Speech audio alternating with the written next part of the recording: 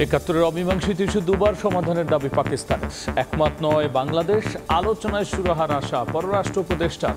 দুই দেশের মধ্যে 6 চুক্তি ও সমঝোতা সই। 1974, first time that issue was resolved in writing. The document is historic and is available for both countries. আমি অবশ্যই একমত না, একমত হলে তো সমস্যাটা সমাধান হয়ে যেত। তাইলে আমরা একমত হয়েছি যে আমরা এটা নিয়ে কথা বলবো আলাদাভাবে। যমুনার প্রধান উপদেষ্টার সঙ্গে পাকিস্তানের উপপ্রধানমন্ত্রীর বৈঠক। বিএনপি চেয়ারপারসন ও জামাত আমিরের সঙ্গে সাক্ষাৎ।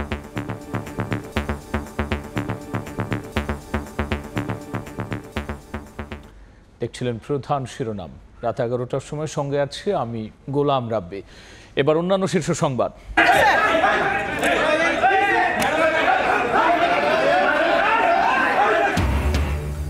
সীমানা পুনর্নির্ধারণের শুনানিতে হাতাহাতি। বিএনপির রুমিন ফরহানা ও এনসিপির আতাউল্লাহর পাল্টাপাল্টি অভিযোগ। সিইসির কাছে বিচার দাবি হাসনাত আব্দুল্লাহর। ডাকসু নির্বাচনে নারী প্রার্থীদের হয়রানির অভিযোগ ছাত্র দলের। কমিশনের পক্ষপাতিত্ব দেখছে শিবির। ভোটার তালিকা থেকে ছবি বাদ চেয়ে রিট। রাকসুর মনোনয়ন ফর্ম বিতরণ শুরু। জুলাইয়ের প্রথম শহীদ আবু সাইদের মৃত্যু পুলিশের গুলিতে। ময়নাতদন্ত রিপোর্টে উল্লেখ করায় শেখ হাসিনা সরকারের রোষানলে পড়েন চিকিৎসক।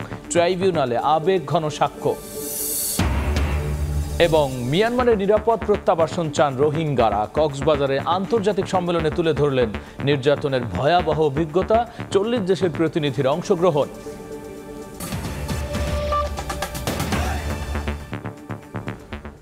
একাত্তর কোনো অমীমাংসিত ইস্যু নয়, অতীতে বিষয়টি সমাধান করেছে নাকি পাকিস্তান।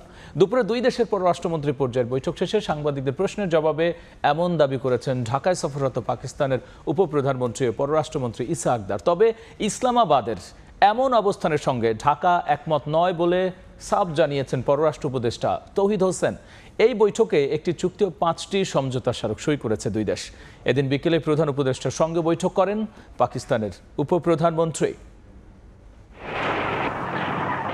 বাংলাদেশ ও পাকিস্তান দুদেশের নাম একসঙ্গে উচ্চারিত হলেই সামনে চলে আসে একাত্তর প্রসঙ্গ। যে মুক্তিযুদ্ধে পাক হানাদার বাহিনীর চরম নৃশংসতার সামনে দাঁড়িয়ে গণহত্যার শিকার হয়েছিল নিরস্ত্র বাংলাদেশি।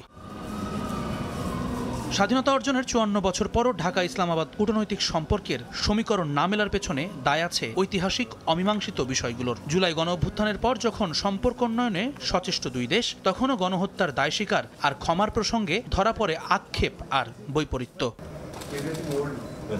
ঢাকায় প্রথমবারের মতো দুদেশের পররাষ্ট্রমন্ত্রী পর্যায়ের বৈঠক শেষে ইসহাকদার বলেন, একাত্তর কোনো অমীমাংসিত ইস্যু নয়। অতীতে 2 দফায় এ বিষয়ে সমাধানের দাবি করেন পাকিস্তানের পররাষ্ট্রমন্ত্রী। 1974, first time that issue was resolved in writing. The document is historic and is available for both countries. And after that, General Musharraf came here in a very open and candid manner. He actually addressed that issue. And I think between a family, between brothers, once this is done, even Islam tells us to clean your heart. তবে একাত্তর প্রসঙ্গে ইসহাকদারের এমন দাবির সঙ্গে একমত হতে পারেনি ঢাকা। যদিও দুদেশের সম্পর্ক এগিয়ে নিতে অমীমাংসিত বিষয়গুলোকে সমাধানের ব্যাপারে উভয়ই সম্মত বলছেন পররাষ্ট্র উপদেষ্টা। আমি অবশ্যই একমত না, একমত হলে তো সমস্যাটা সমাধান হয়ে যেত। তাইলে তাদের মতো করে, তাই না? ঝট করে আমরা একদিনে বসে এটা সমাধান করতে পারবো না। এত 24 বছরের 54 বছরের ইস্যু। আমরা একমত হয়েছি যে আমরা এটা নিয়ে কথা বলবো আলাদাভাবে, এমনভাবে যাতে করে এই জিনিসগুলিকে আমরা পেছনে ফেলতে পারি। এর আগে রাজধানীর প্যান প্যাসিফিক সোনারগাঁও হোটেলে সকাল 10টায় পররাষ্ট্র উপদেষ্টা তৌহিদ হোসেনের সঙ্গে বৈঠকে বসেন পাকিস্তানের উপপ্রধানমন্ত্রী ও পররাষ্ট্রমন্ত্রী ইসা আকদার। এরপর হয় প্রতিনিধি পর্যায়ের বৈঠক। আলোচনা শেষে দুই দেশের সরকারি ও কূটনৈতিক পাসপোর্টধারীদের ভিসা বিলোপে একটি চুক্তি হয়। এছাড়াও স্বাক্ষর হয়েছে 5টি সমঝোতা স্মারক। We also signed today 1 agreement and 5 MOUs. Total 6 documents have been signed, and I think it's a great beginning. বৈঠকে দুই পক্ষ বাণিজ্য সম্প্রসারণ এবং বিনিয়োগ বৃদ্ধির প্রয়োজনীয়তার উপর জোর দিয়েছে। আমাদের বাণিজ্য ভারসাম্য আমাদের বিপক্ষে, সেটাও আমরা উল্লেখ করেছি। আমরা তাদের বাজারে কিছু প্রবেশাধিকার চাইছি, বিশেষত সাফটার অধীনে যেন আমাদেরকে সুযোগ সুবিধা দেওয়া হয়। টেক্সটাইল, জ্বালানি, ঔষধ শিল্প, কৃষিপণ্য, তথ্য প্রযুক্তি, এই খাতগুলিকে আমরা বেশি সম্ভাবনা বলে মনে করেছি।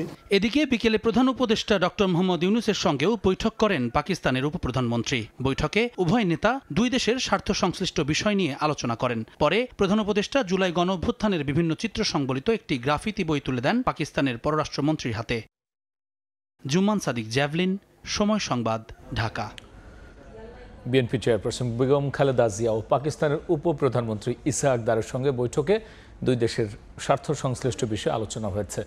বাংলাদেশ সুন্দর রাজনীতির দিকে এগিয়ে যাচ্ছে বলে বিএনপি চেয়ারপারসনকে জানিয়েছেন পাকিস্তানের উপপ্রধানমন্ত্রী। এদিকে সৌজন্য সাক্ষাতে বিশ্বব্যাপী শক্তিশালী মুসলিম ঐক্যের আকাঙ্ক্ষার কথা পাকিস্তানের মন্ত্রীকে জানিয়েছেন জামাত আমির ডাক্তার শফিকুর রহমান।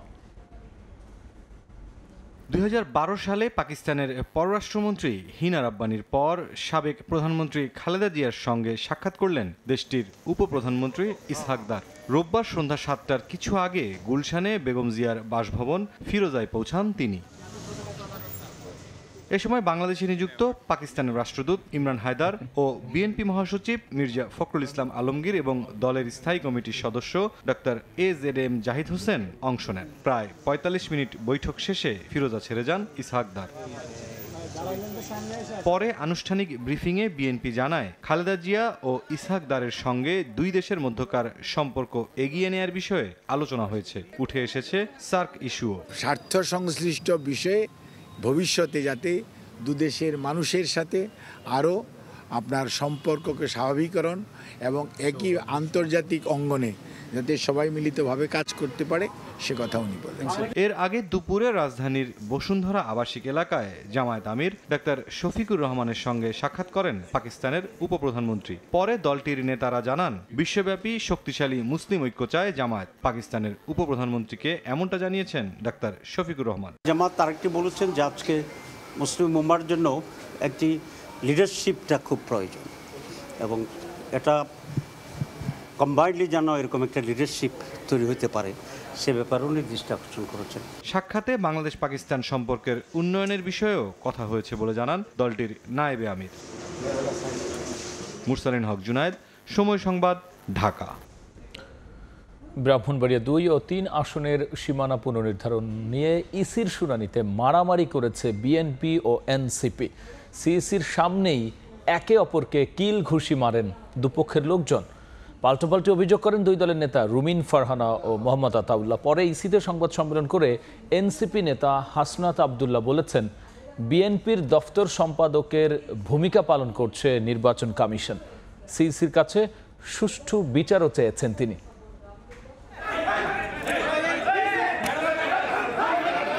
সীমানা পুনর্নির্ধারণের শুনানিতে নজিরবিহীন ঘটনার সাক্ষী হল নির্বাচন কমিশন। ব্রাহ্মণবাড়িয়া 2 ও 3 আসনের আপিল শুনানি ঘিরে মুখোমুখি অবস্থান নেয় বিএনপি ও এনসিপি। সিইসির সামনে কিল ঘুষি হাতাহাতিতে জড়ায় দুপক্ষ। উদ্বুদ্ধ পরিস্থিতিতে বেশ কিছুক্ষণ বন্ধ থাকে শুনানি। বহু চেষ্টায় পরিস্থিতি নিয়ন্ত্রণে আনেন ইসি কর্মকর্তারা। মারামারির ঘটনা নিয়ে পাল্টাপাল্টি অভিযোগ করেন বিএনপি নেতা রুমিন ফারহান ও এনসিপি নেতা মোহাম্মদ আতাউল্লাহ। তারা যেহেতু গুন্ডা পান্ডা নিয়ে এসছে এবং আবল তাবল বকছে, কথা বলেই যাচ্ছে, আমি লাস্টে একটা কথা বলার জন্য দাঁড়িয়েছি এবং যেটা 15 বছরে হয় নাই সেটা আজকে হয়েছে। অলমোস্ট আমার গায়ে ধাক্কা দিয়ে আমাকে ফেলে দেওয়ার চেষ্টা হয়েছে। শুনানিতে আমি কথা বলতে যাব, ওই মুহূর্তে রুমিন ফারহানা ওখানে গিয়ে আমাকে ধাক্কা মেরে ফেলে দেয় এবং তা কয়েকটা গুন্ডা বাহিনী নিয়ে আমাকে টেনে হিসড়ে পায়ের নিচে তারা ফুটবলের মতন আমাকে লাঠিপিটা করে।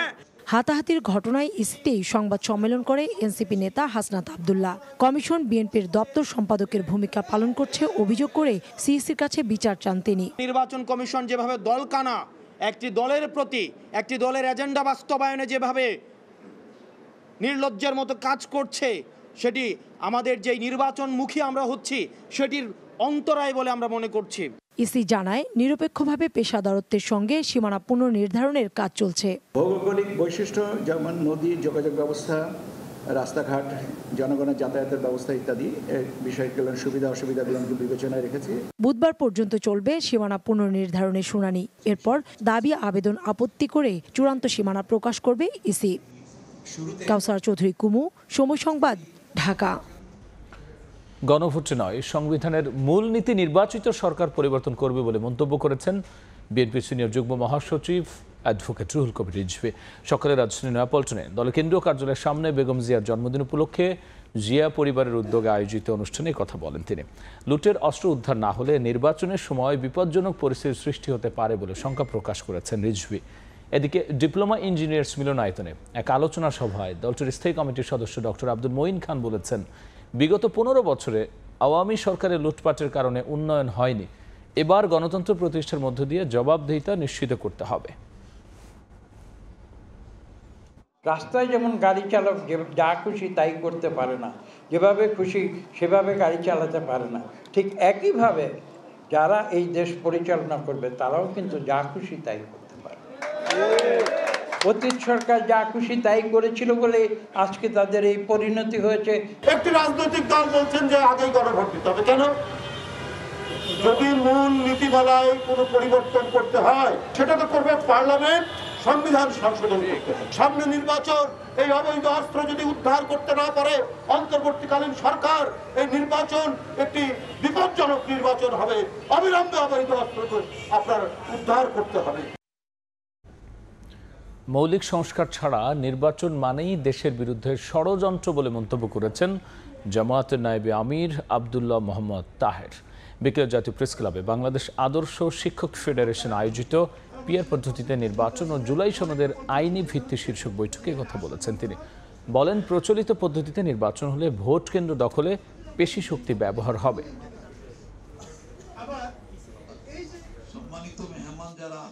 সংস্কারবিহীন শাসন মানে সেই ফেসিবাদের শাসন। সংস্কারবিহীন বাংলাদেশ মানে আমাদের বিগত অন্ধকারে ঢুকে যাওয়ার সেই বাংলাদেশ। সুতরাং সংস্কারবিহীন নির্বাচন এই নতুন বাংলাদেশের বিরুদ্ধে এবং একটি সঠিক নির্বাচনের বিরুদ্ধে একটি ষড়যন্ত্র। আমরা এই ষড়যন্ত্র রুখে দেব এবং সংস্কার বাস্তবায়ন হবে এবং বাস্তবায়িত সংস্কারের ভিত্তিতে নির্বাচন হবে ইনশাআল্লাহ। ডাকসু নির্বাচন ঘিরে ঢাকা বিশ্ববিদ্যালয় ক্যাম্পাসে উৎসবের আমেজ। কমিশনের বিরুদ্ধে পক্ষপাতিত্বের অভিযোগ তুলেছে ছাত্র শিবির। নারী প্রার্থীদের সামাজিক যোগাযোগ মাধ্যমে হয়রানির অভিযোগ করে ছাত্রদল। এদিকে ভোটার তালিকায় নারী শিক্ষার্থীদের ছবি প্রদর্শনের বিরুদ্ধে রিট করেছেন 4 শিক্ষার্থী। নির্বাচনী হাওয়া বইছে ঢাবি ক্যাম্পাসে। 26 তারিখের আগে নির্বাচনী প্রচার প্রচারণায় নিষেধাজ্ঞা থাকলেও মতবিনিময় সভা ও কুশল বিনিময়ের মতো কার্যক্রম চলছে জোরে সোরে। রোববার সকালে শিক্ষার্থীদের সঙ্গে মতবিনিময় করে নির্বাচন কমিশনের বিরুদ্ধে পক্ষপাতমূলক আচরণের অভিযোগ তোলেন ছাত্র শিবিরের জিএস পদপ্রার্থী ফরহাদ। এদিকে আচরণবিধি লঙ্ঘনকারীদের বিরুদ্ধে দ্রুত ব্যবস্থা নিয়ে লেভেল প্লেইং ফিল্ড নিশ্চিতের দাবি জানান ভিপি প্রার্থী সাদিক কায়েম। ইউনিভার্সিটি প্রশাসন সম্ভবত সব ক্ষমতার পরিচয় দিতে পারছেন না এবং একটি দলের প্রতি পক্ষপাতদুষ্ট আচরণ বারবার করছেন। কোনো একটি ছাত্র সংগঠনকে আপনারা স্পেশাল ফেভার দিচ্ছেন, বরং আপনাদের দায়িত্ব হবে লেভেল প্লেইং ফিল্ড ইনশিওর করা। নির্বাচন কমিশনের বিরুদ্ধে পক্ষপাতিত্বের অভিযোগ করেছে ছাত্রদল। নারী প্রার্থীদের সামাজিক যোগাযোগ মাধ্যমে হয়রানি করা হচ্ছে বলে অভিযোগ করেন ভিপি পদপ্রার্থী আবিদুল ইসলাম খান। নারীদের ছবি জুম করে করে তুলে বিভিন্ন নারী বিদ্বেষী যে আচরণ, সুতরাং গণঅভ্যুত্থান পরবর্তী সময়ে ক্যাম্পাসে বারংবার মুক্তিযুদ্ধ এবং নারীদের বিষয়ে আপনারা বারবার কুৎসরটনা করেছেন। সব প্রার্থীর ডোপ টেস্ট করার দাবি জানিয়েছেন মোসাদ্দেক জুবাইর প্যানেলের প্রার্থীরা। এছাড়াও ব্যালট পেপারে প্রার্থীদের ছবি সংযুক্ত করা, ভোট কেন্দ্র বৃদ্ধি সহ 6টি দাবি করেন প্রতিরোধ পর্ষদ প্যানেল। ডোপ টেস্টের মাধ্যমে যে সমস্ত প্রার্থীরা নির্বাচন করতে আগ্রহী তাদেরকে হচ্ছে তারা মাদকাসক্ত কিনা এটা চিহ্নিত করা হোক। ভোট কেন্দ্র আরও বাড়াতে হবে।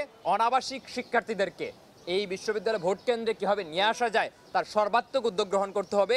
এদিকে ভোটার তালিকায় নারী শিক্ষার্থীদের ছবি প্রদর্শনের বিরুদ্ধে রিট করেছেন 4 শিক্ষার্থী।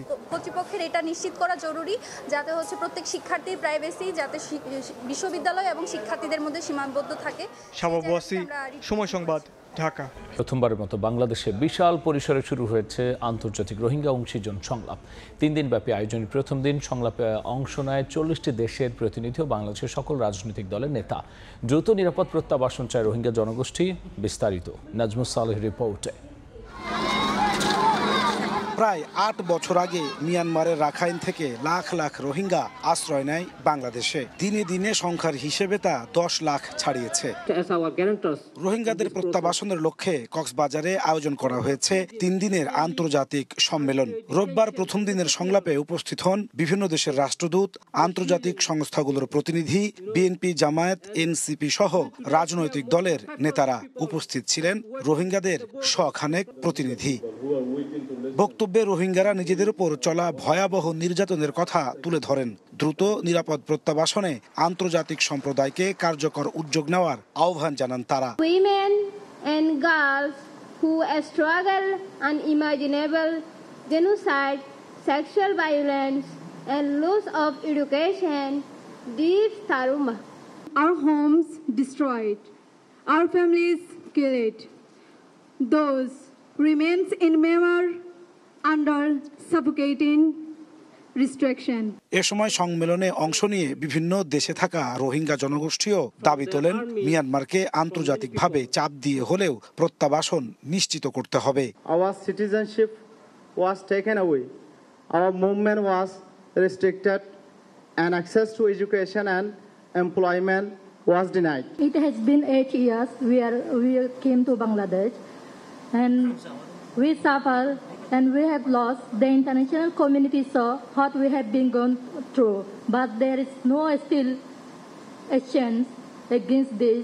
ডেপুটি প্রেস সচিব জানান, রোহিঙ্গাদের প্রত্যাবাসনে সরকার আন্তরিক, তবে নতুন করে আর কাউকে সীমান্ত পার হয়ে দেশে ঢুকতে দেয়া হবে না। বাংলাদেশে যারা সীমান্তে রক্ষার দায়িত্বে নিয়োজিত আছেন তারা সতর্ক অবস্থানে আছেন যাতে নতুন করে কোনো রোহিঙ্গা ইনফ্লাক্স না হয়। আগামী কয়েক মাস এই চেষ্টাটা এক ধরনের মোমেন্টাম গেইন করবে, যার ফলে এই সংকটের সমাধানটা হয়তো সম্ভব হবে।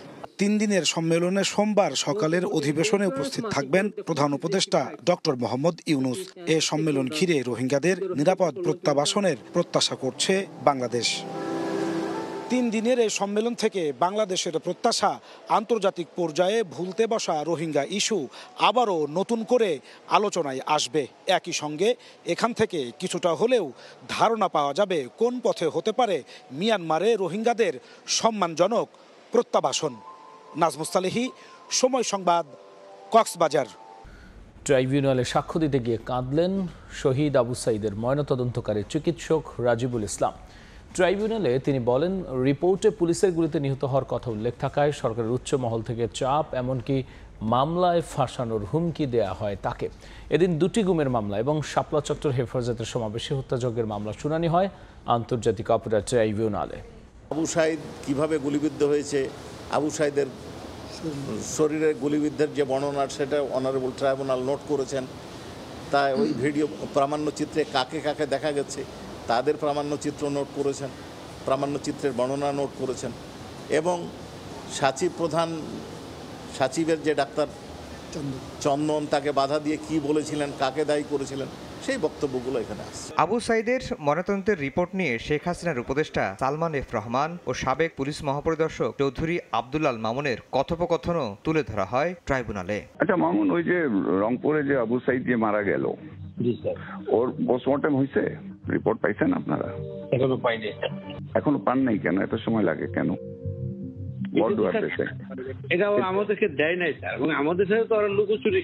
এদিন মেহেরপুরে শিবির নেতাকে গুম করে হত্যা মামলায় সাবেক জনপ্রশাসন মন্ত্রী ফরহাদ হোসেনকে কারাগারে পাঠিয়েছেন বিশেষ ট্রাইব্যুনাল। আর শাপলা চত্বর হত্যাযজ্ঞের মামলায় সাবেক আইজিপি শহীদুল হক সহ গ্রেফতার 4 জনকে 1 দিন করে জিজ্ঞাসাবাদের অনুমতি দেওয়া হয়েছে।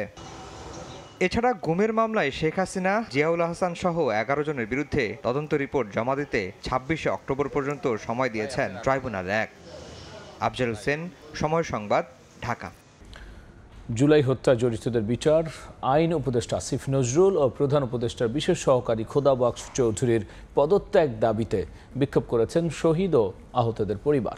দুপুরে যমুনা অভিমুখে যাওয়ার পথে রাজধানীর হোটেল ইন্টারকন্টিনেন্টালের মোড়ে অবস্থান কর্মসূচিতে এই দাবি জানান তারা। এর আগে সকালে প্রেস ক্লাবের সামনে অবস্থান কর্মসূচি পালন করেন তারা।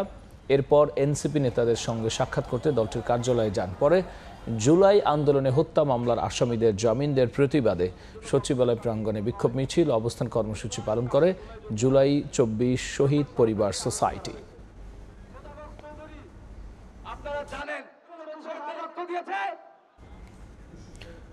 জুলাই হত্যা মামলার আসামি কন্টেন্ট ক্রিয়েটর তৌহিদ আফ্রিদিকে গ্রেফতার করেছে সিআইডি। রোববার বরিশালে বিশেষ অভিযান চালিয়ে তাকে গ্রেফতার করা হয়। বৈষম্য বিরোধী ছাত্র আন্দোলনে যাত্রাবাড়ি থানায় দায়ের করা একটি হত্যা মামলায় 11 নম্বর আসামি আফ্রিদি। এর আগে একই মামলায় তার বাবা মাই টিভির চেয়ারম্যান নাসির উদ্দিন সাথীকে গ্রেফতার করে পুলিশের গোয়েন্দা বিভাগ। গ্রেফতারের পর আফ্রিদিকে বরিশাল থেকে ঢাকায় আনা হচ্ছে বলে জানিয়েছে সিআইডি। এবার আবহাওয়ার খবর।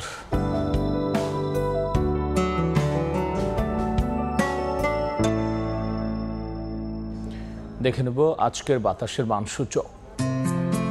বায়ুমান বিষয়ক সংস্থা আইকিউ এয়ারের সূচক অনুযায়ী বাংলাদেশে এখনকার বাতাসের মান: ঢাকা বিভাগের বায়ুর মান ৬২, যা সন্তোষজনক, বাতাসের আর্দ্রতা ৮৩%। চট্টগ্রাম বিভাগে বায়ুর মান ৫৪, এটিও সন্তোষজনক, বাতাসের আর্দ্রতা ৮৬। রাজশাহী বিভাগে বায়ুর মান ৭৪, যা সন্তোষজনক, বাতাসের আর্দ্রতা ৯০। সিলেট বিভাগে বায়ুর মান ৭৯, যা সন্তোষজনক, বাতাসের আর্দ্রতা ৮৮%। খুলনা বিভাগের বায়ুর মান ৬৬, যা সন্তোষজনক, বাতাসের আর্দ্রতা ৮৮। বরিশাল বিভাগে বায়ুর মান ৬৪, এটিও সন্তোষজনক, বাতাসের আর্দ্রতা ৮৩। রংপুর বিভাগের বায়ুর মান ৬৯, যা সন্তোষজনক, বাতাসের আর্দ্রতা ৮৬।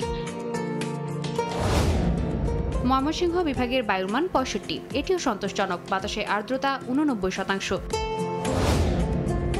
সারা দেশে বায়ুর মান সবচেয়ে ভালো ঢাকা ৬২ আর সবচেয়ে খারাপ সিলেট ৭৯। এই ছিল আমার কাছে থাকা দেশ বিদেশের খবর।